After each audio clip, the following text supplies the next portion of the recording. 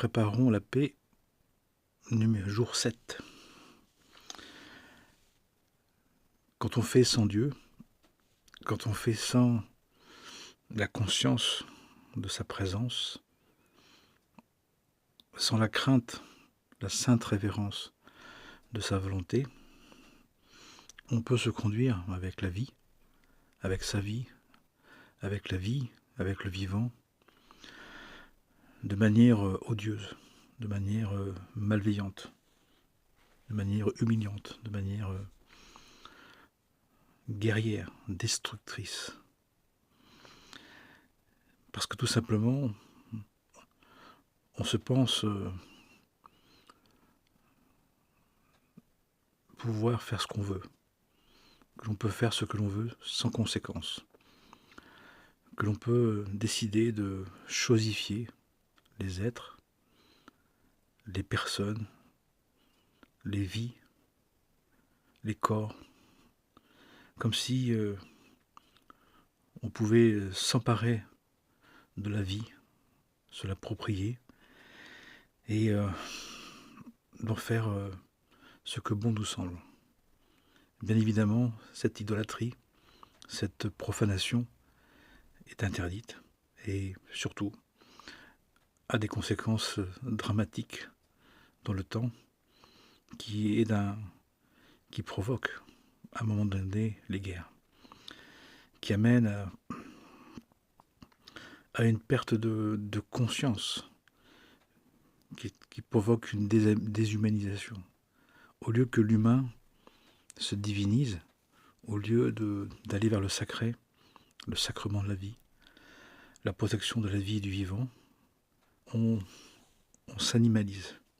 Au lieu d'être humano-divin, on devient humano-animal. Ce qui fait qu'à partir de là, toutes les barrières logiques, les barrières du bon sens, de la logique, du prendre soin, de la délicatesse, de l'humanité, du cœur, s'estompent, s'effacent, se détruisent.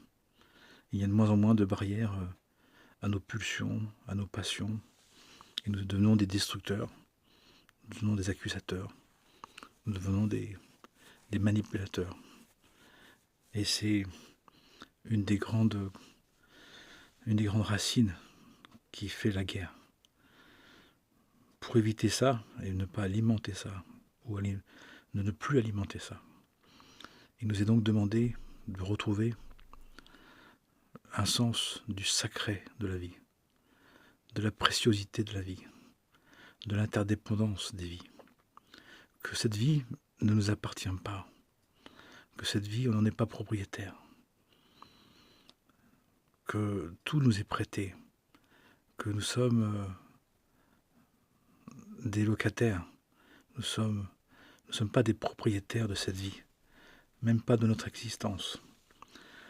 À la fin de cette création, quand on se sera aligné pleinement, intégré pleinement les lois divines, et qu'on sera parfaitement, en permanence, en tout lieu, en tout temps, en pensée, en toute parole et en tout acte, en Dieu, par Dieu, avec Dieu, nous aurons la propriété de notre être. Mais nous serons aussi des êtres complètement tournés vers Dieu et consacrés au sacrement de la vie et du vivant en permanence, sans défaut, sans manquement, sans perte, sans abus, sans négligence. C'est l'objectif. En attendant, puisqu'on tend vers, puisqu'on évolue, l'humanité est en train d'évoluer. On est dans un mouvement d'évolution. C'est pour ça que soit qu'on monte, soit qu'on descend. On ne peut pas stagner. On ne peut pas rester. On ne peut pas se fixer. On est soit dans un mouvement d'évolution, de croissance de l'être.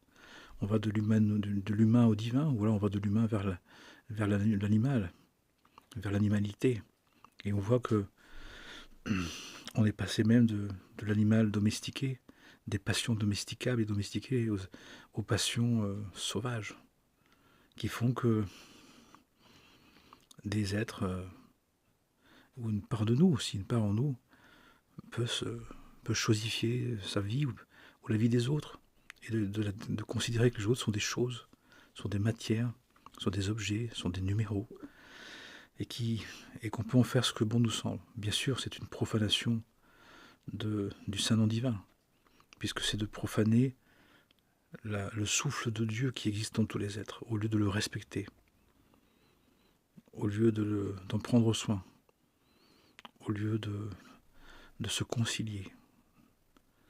C'est un drame terrible. C'est ce qui a fait le déluge au temps de Noir.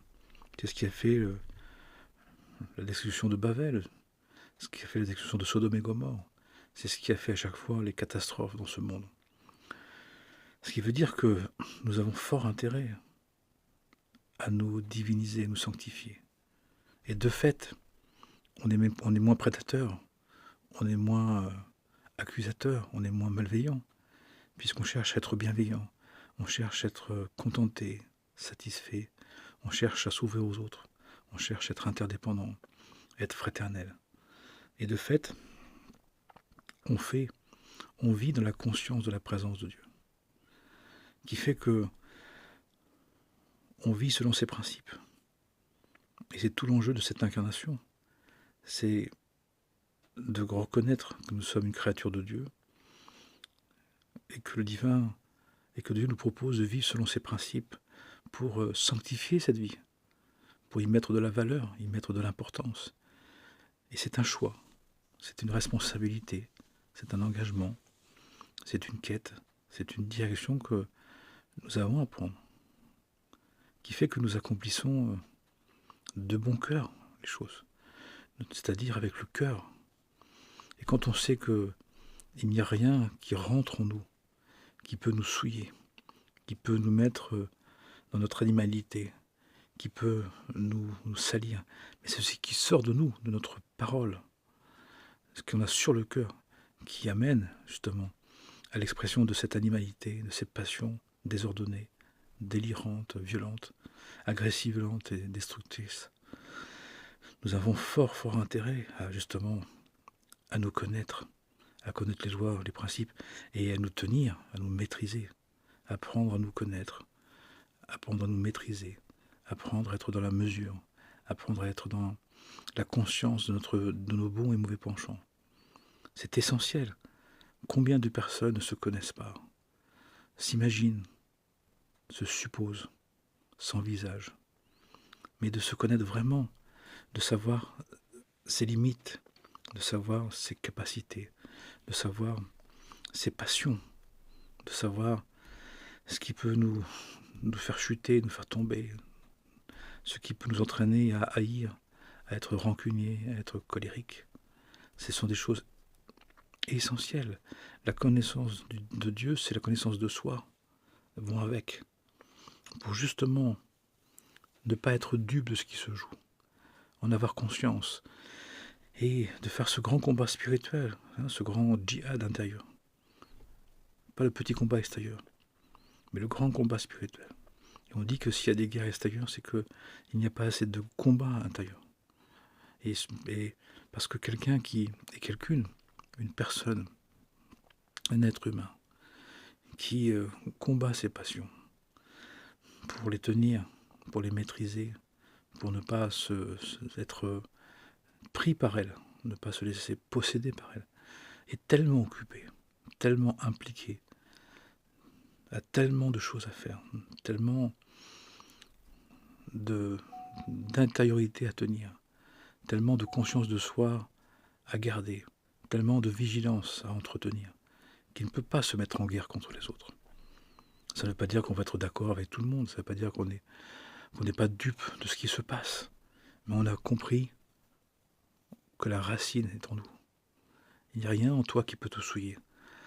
Ce qui te souille, c'est ce que tu as sur le cœur, c'est ce qu'on a sur nous, c'est ce qu'on a en nous, sur le cœur, qui s'exprime.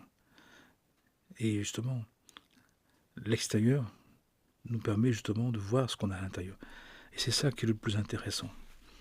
C'est pas de voir, c'est pas d'occuper la provocation, ou c'est pas de vouloir annuler ou supprimer les provocations, les tentations, comme on dit, ou les passions.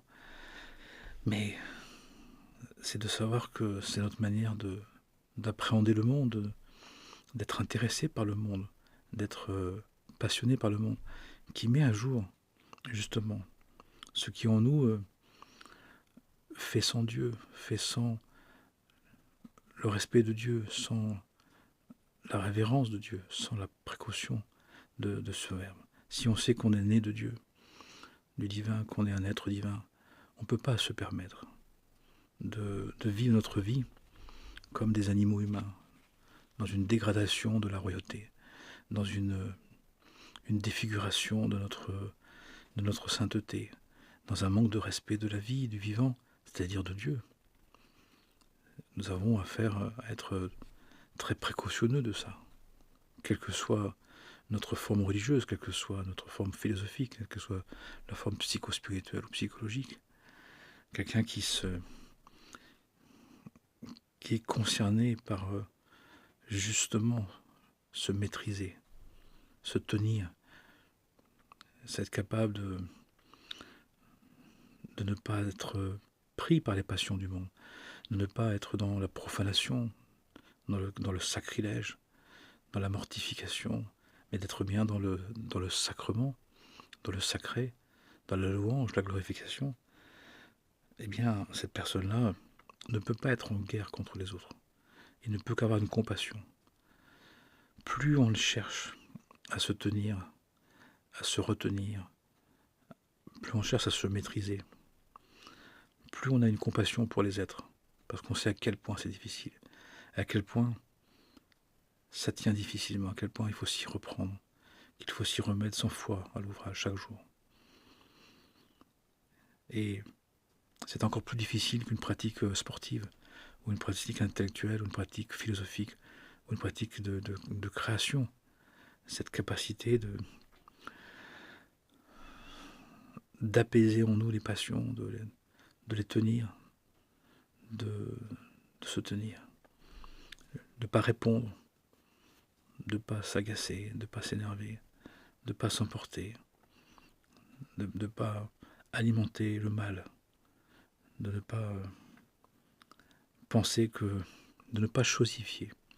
C'est tellement difficile de voir le sacré en tout, de voir la présence du divin en tout. C'est ça que ça veut dire. Et c'est ce qui est très important. Tout est fait de la présence du divin, tout est fait de la substance du divin, du corps de Dieu, de l'âme de Dieu, de l'esprit divin. Tout sans exception, même si c'est mélangé, même si c'est pas visible encore, même si c'est pas encore tangible, accessible, même si on ne peut pas l'envisager. Et on devrait trembler de respirer, on devrait trembler de vivre, même étonner de vivre, mais trembler de vivre. On devrait être très très très très prudent, très vigilant à ne pas s'approprier, s'accaparer, garder, retenir de la matière, retenir de l'autre, retenir des êtres. Parfois on a une certaine désinvolture, on banalise, on trouve ça normal, ça devient vite banal. L'autre, chaque partie de la création, chaque partie de la terre, chaque partie de l'humanité, chaque être est un profond mystère, est un monde, un microcosme. On rencontre un autre monde, on rencontre un être entier, particulier, unique, qui fait que de commencer à l'attaquer, de se moquer, de médire, de calomnier, jusqu'à être dans la colère, dans la haine, jusqu'à la guerre, c'est l'opposé complètement, c'est anti-royauté, anti-je suis, anti-Dieu. C'est tout le contraire de la royauté, c'est tout le contraire de ce que nous sommes dans notre sainteté. C'est l'opposé de la sainteté, c'est l'animalité sauvage, c'est l'annulation, l'annihilement de notre figure divine, où on peut trahir, on peut renier, on peut bafouer, on peut défigurer. Et ça, c'est une chose qui amène à la guerre. La perte de conscience de la valeur de la vie, de la préciosité de la vie, de la fragilité de la vie, fait qu'on pense qu'on peut se détruire, un petit feu à grand feu, individuellement et collectivement. C'est un drame collectif. Et nous devons retrouver cette qualité d'être qui fait que de vivre reste un exploit, de vivre est une grâce, de vivre est un mystère. De vivre n'est pas normal, de vivre n'est pas facile, de vivre n'est pas indu, de vivre n'est pas rien.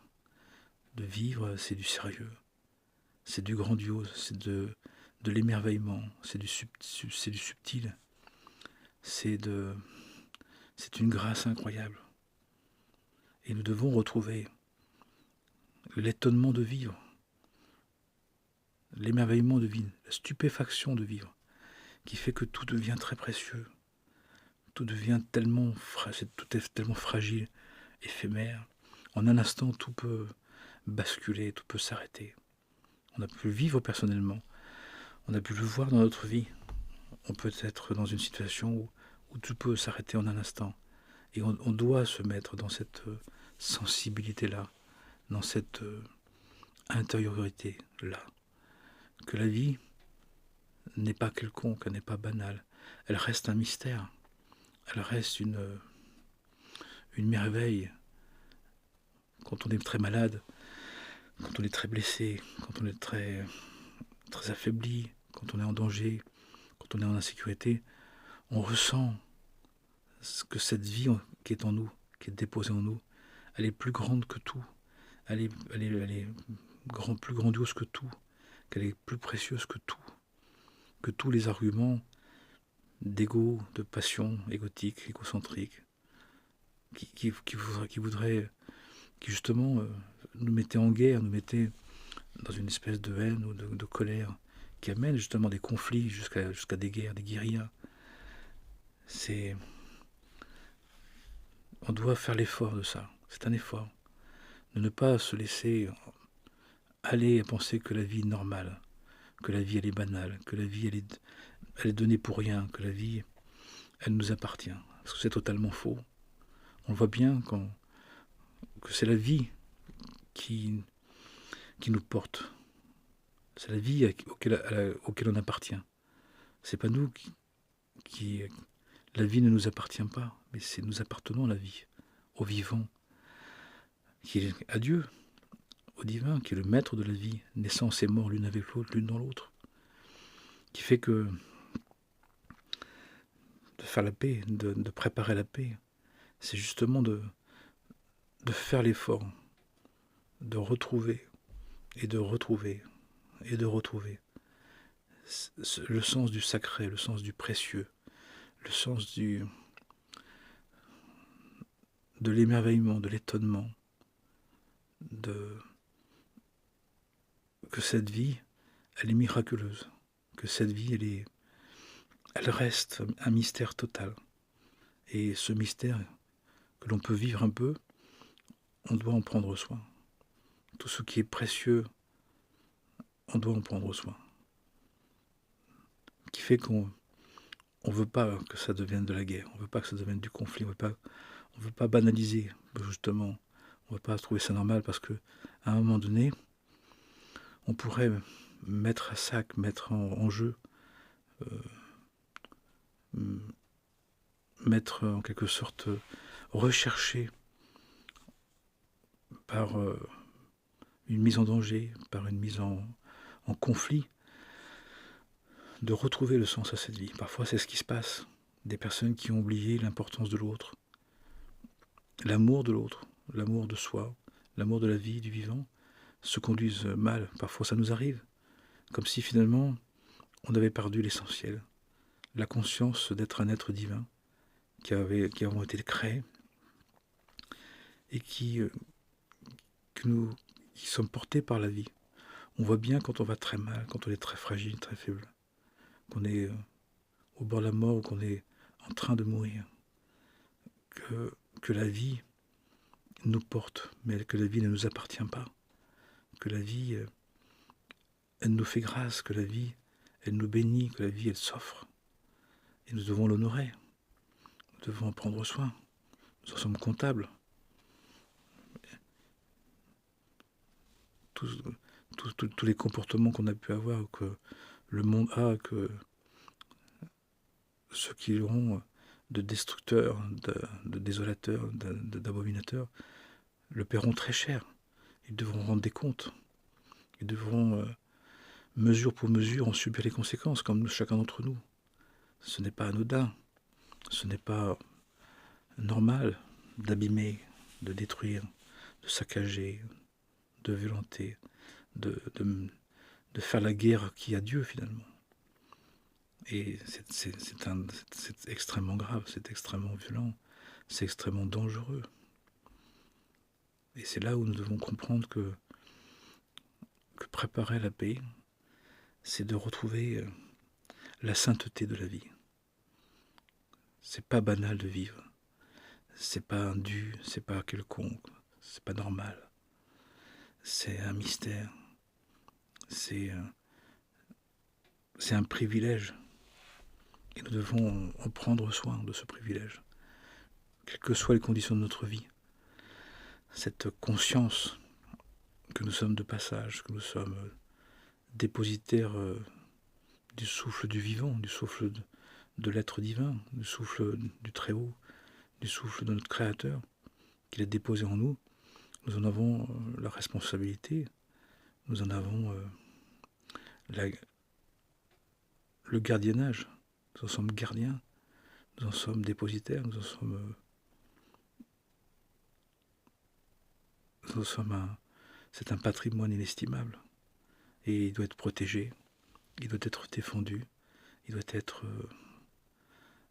être béni, il doit être, on doit en prendre soin, on doit le défendre, on doit le protéger, on doit bien le garder, on doit veiller sans cesse et prier sans cesse, veiller et garder sans cesse ce trésor qui est de porter la vie, le souffle de vie, et qui fait que notre vie a une sainteté, a une royauté, a une importance qui ne peut pas être défigurée par la guerre, qui ne peut pas être banalisée, sinon justement on pense après que on peut détruire les choses, on peut détruire les êtres, on peut détruire le monde, et que c'est normal, que c'est rien. Non, non.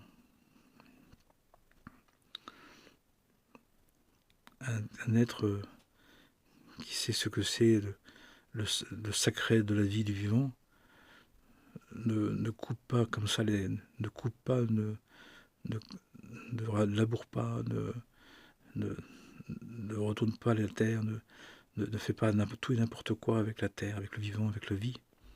Il en prend extrêmement soin. Parce que justement, on nous l'a confié, cette vie. On nous a proposé de voir l'éternité, l'infini du vivant, qui fait que nous devons en prendre grand soin, que c'est notre trésor. Et ce trésor, il ne peut pas être détruit, il n'a pas à être donné au pourceau, comme on dit, de donner au cochon. On ne peut pas en faire quelque chose de banal, quelque chose de quelconque, quelque chose d'une négociation, d'un conflit, d'une guerre. Et ça, c'est une conscience à avoir. C'est une conscience spirituelle de notre royauté, de ce qu'on porte. Et ce qu'on porte, c'est le souffle divin. On nous porte la vie, mais cette vie, elle nous est prêtée. Et encore une fois, la vie nous porte. Et on la porte dans la conscience qu'elle nous est prêtée. À partir de là, on ne peut pas faire ce qu'on veut. On ne peut pas faire n'importe quoi. On ne peut pas chosifier les êtres, chosifier la matière, de vouloir prendre, de voler, de détruire, d'abîmer, de voler des territoires, de voler des vies, de voler des corps, de voler de la matière, de voler, de profaner. C'est interdit. Et pour éviter ça, eh bien, reprenons le sens du sacré, le sens du sacrement de la vie du vivant. Voyons la sainteté de vie, de vivre. la sainteté, d'être là, qui fait que on fait attention. On fait attention là où on marche, là comment on parle à l'autre, comment on prend soin, comment on a à respecter chacun et chacune, qui fait qu'on ne veut pas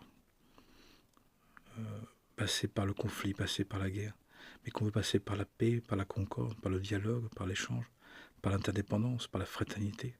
Et ça, c'est un choix qu'on a à faire. C'est un choix qu'on a à faire.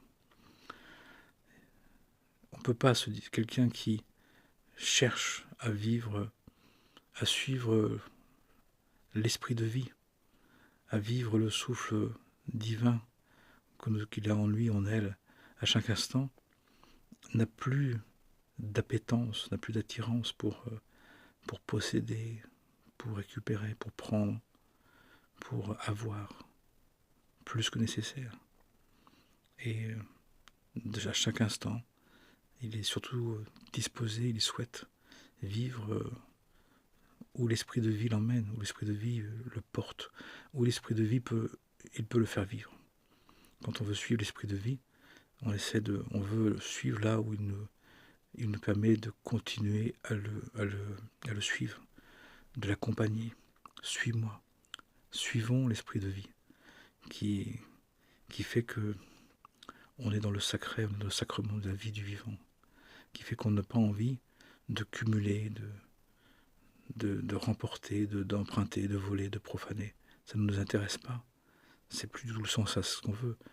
Ce qu'on souhaite, c'est d'avoir cette disponibilité d'esprit, cette disposition du cœur, ce partage, ce cœur ouvert, ce cœur aimant, ce cœur vibrant. Ça, c'est beaucoup plus intéressant. Et ce qui est très beau, c'est qu'on nous dit dans les enseignements que le divin, le maître de la vie, le maître de ce souffle de vie, il nous garantit toujours l'essentiel. Nous avons toujours l'essentiel pour vivre, pour suivre, pour être animé de l'esprit de vie. Et c'est cela qui fait qu'on prépare la paix, de le savoir. Il y a de plus en plus d'êtres qui le font. Il y a de plus en plus d'êtres qui décident de vivre ce qu'on va appeler dans le contentement, dans la simplicité, dans l'harmonie. Mais qui dit bien ça, qui ne veulent pas être encombrés par en eux, le prédateur en eux, le possesseur en eux, le possessif en eux, l'accapareur, le profanateur, justement, parce qu'ils ont compris que en faisant ça, en cumulant ça, on perd la conscience du sacré de la vie du vivant, du souffle de vie sain, noble, qui fait qu'à un moment donné, on va en vouloir à l'autre, on peut en vouloir à l'autre, on peut l'accuser d'être le coupable, d'être le responsable de ce qui nous empêche justement de vivre notre vie. Mais comme l'esprit de vie a besoin qu'on soit léger, qu'on soit disponible, qu'on soit présent, qu'on soit prêt, et on ne peut pas s'encombrer. Et la guerre, c'est l'expression de quelqu'un qui est encombré, quelqu'un qui est lourd, quelqu'un qui est vanné, quelqu'un qui est stagnant, fixé, figé, quelqu'un qui est plombé par ses appétences, ses passions, par justement de vouloir remplacer l'esprit de vie. C'est quelqu'une qui ne sait plus suivre l'esprit de vie, l'esprit du vivant, l'esprit de la vérité, l'esprit saint. Et donc il profane. Il fait le contraire à la sainteté. Il profane. Il agresse, il est violente. Il veut prendre à l'autre. Ça montre à quel point il a perdu le sens du sacré, le sens de l'éternel, de l'éternité, de l'éternel, de l'infini. Et bien évidemment, ça provoque de la violence. Mais quelqu'un qui sait qu'il est impassant, qui sait que c'est l'esprit de vie qu'on cherche à vivre, à travers le vivant, à travers les relations, on comprend alors que c'est ça notre quête, c'est ça l'essentiel. Mais pour ça, il y a besoin d'être dans une disponibilité d'esprit, dans une disposition d'esprit, qui fait qu'on ne va pas se laisser prendre, se laisser leurrer, se laisser troublés par les pouvoirs, les avoirs, les savoirs, qui amènent justement cet état de conflit. Au contraire, cette capacité à être disponible et à suivre l'esprit de vie. D'où dans les enseignements, suis-moi, suis-moi. Va vers toi, va vers l'autre côté de toi, Ayeka, l'Erlera, avec Abraham qui va devenir Abraham. C'est la même chose. C'est de quitter ceux qui en nous pourraient oublier l'esprit de vie. Ce souffle saint qui nous donne la vie. C'est celui-là qui fait que on se prépare la paix, on est en paix. Quelqu'un qui vit de la quête du souffle de vie qui l'anime est en paix. Il n'est pas forcément tranquille, il n'est pas forcément tout le temps serein. Et bien sûr que les épreuves, elles existent. Sans épreuve, il n'y a pas d'avancement. Sans douleur, il n'y a pas d'enfantement. Mais il n'y a pas de souffrance. Parce que la plus grande des souffrances, c'est l'ignorance, qui amène justement à chosifier les êtres, les choses. Après, être jaloux, ou être agressif, ou être en colère. Puis après, dans la haine, puis après, dans la violence, puis après, dans la guerre. Et ça, on peut totalement l'éviter. Ça dépend que de nous. C'est une invitation, bien sûr. Et bien que la paix, qu'elle n'est pas de ce monde, mais la paix unitive, inclusive et universelle, soit en nous, qui est en nous, soit partagée avec chacun et chacune, pour que chacun et chacune le reconnaisse.